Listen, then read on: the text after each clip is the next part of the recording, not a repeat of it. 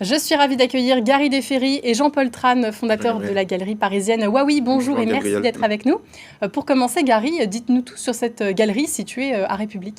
Alors la galerie Huawei existe depuis 3 ans. C'est une galerie tournée vers l'art contemporain urbain qu'on appelle aussi street art. Donc tout au long de l'année, nous mettons en lumière des artistes de ce courant qui ont une démarche muraliste, qui font notamment de très belles fresques. D'ailleurs, la particularité à la galerie Huawei, c'est qu'on permet aux artistes de s'exprimer librement sur l'ensemble des murs de la galerie. Donc c'est la raison pour laquelle on retrouve beaucoup de fresques au sein même de la galerie Huawei. Donc il y a cet aspect un peu immersif qu'on aime beaucoup recréer et qui est propre à notre identité.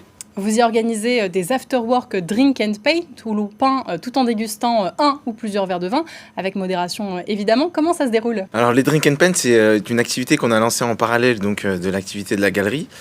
C'est une expérience avant tout, on aime se le dire. C'est basé donc sur un concept original d'afterwork où les gens viennent peindre, boire, le tout dans une ambiance musicale et accompagné par un artiste qui est là pour les guider tout au long de la session, de manière à ce que chacun puisse repartir avec son propre chef-d'œuvre. D'ailleurs, Gabriel, vous en avez... Et oui, évidemment, j'ai ici mon petit chef-d'œuvre puisque j'ai testé votre afterwork. Alors, j'ai hésité à le montrer parce que vous voyez le résultat. Vous proposez également des brunchs. Est-ce que le concept est le même ? Alors, le brunch and paint, c'est un peu sur la base, évidemment, du drink and paint qu'on fait en soirée. La différence, c'est que le drink and paint, c'est un pinceau dans une main, un verre dans l'autre. Et le brunch, c'est une fourchette dans une main, un pinceau dans l'autre, en fait. Voilà, donc les gens viennent à la galerie, passer un super moment, mais en mode brunch avec des choses à manger. Et vous exposez également des œuvres sur place. Comment les choisissez-vous, ces œuvres ? Alors, les artistes de street art qu'on expose, ce sont souvent déjà des coups de cœur pour nous, à titre perso.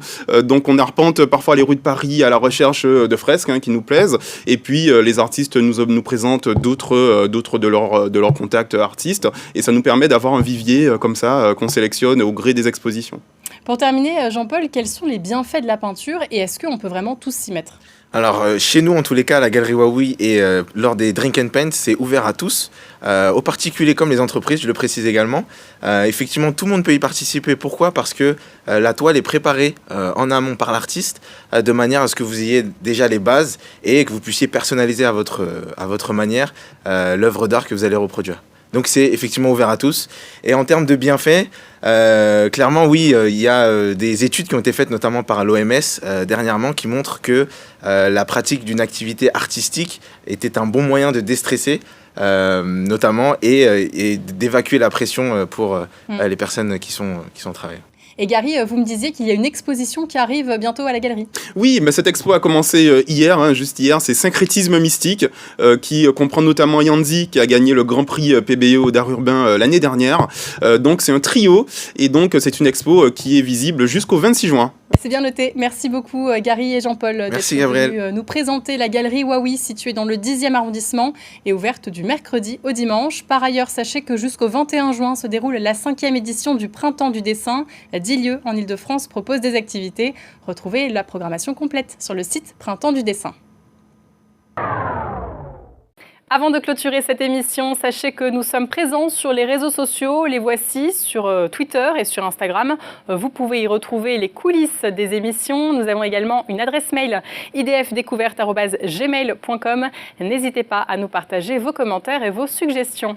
C'est la fin de ce numéro d'Île-de-France Découverte. Merci beaucoup de l'avoir suivi. On se retrouve samedi prochain pour plein de nouvelles idées sorties. D'ici là, passez un très bon week-end et prenez soin de vous.